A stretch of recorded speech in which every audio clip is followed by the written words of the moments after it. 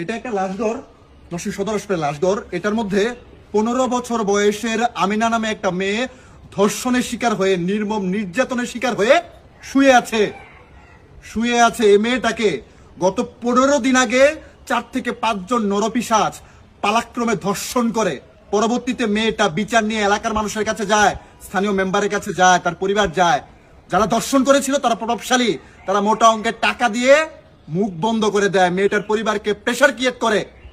এর পরবর্তীতে গতকাল রাতে সেই নরপিশাচগুলি পুনরায় মেয়েটাকে তার বাসায় গিয়ে তার বাবার হাত থেকে জোর করে টেনে হিচড়ে নিয়ে গিয়ে আবার সেই পালাক্রমে ধর্ষণ করে 15 বছরের আমিনা আমার বোনটাকে ধর্ষণ করে নির্মম ভাবে হত্যা করে। এই আমিনা কিন্তু এই নরসিংদী ডুমখানায় লাশঘরটার মধ্যে শুয়ে আছে।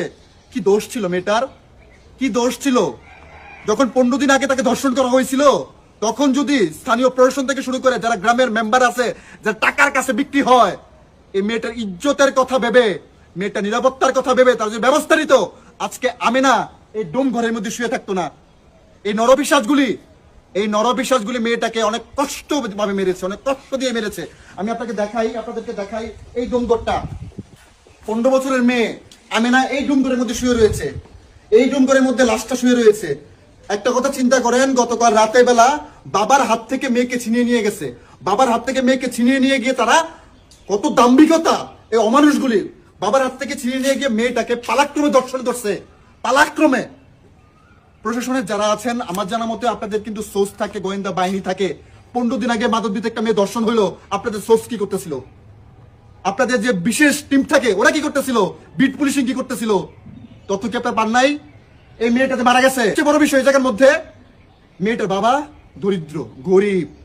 বিশ্বাস করেন, মেয়েটার হয়তো পক্ষে মামলা হবে, আসামিরা 2 দিন পরে বুক উঁচু করে ঘুরবে, কারণ তাদের কাছে টাকা আছে। আর এই মেয়েটার বাবা দরিদ্র, এটার বিচার হবে না।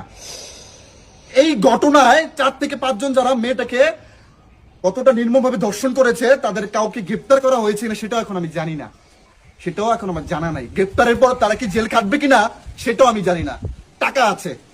আমিনার মতো শত শত মেয়ে এই নরপিশাচদের কারণে বাংলাদেশের বিভিন্ন জায়গায় ধর্ষিত হচ্ছে, মার্ডার হচ্ছে।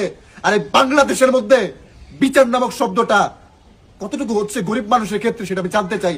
এই আমিনাকে যারা ধর্ষণ করেছে, যারা এই মেয়েটাকে ধর্ষণ করে মেরেছে, যারা এর সাথে জড়িত, প্রশাসনের দৃষ্টি আকর্ষণ করছি, খুব দ্রুত সময় ধরবেন, সঠিক বিচারটা যাতে 15 বছর আমিনা পায়। কি অপরাধ ছিল মেয়েটার?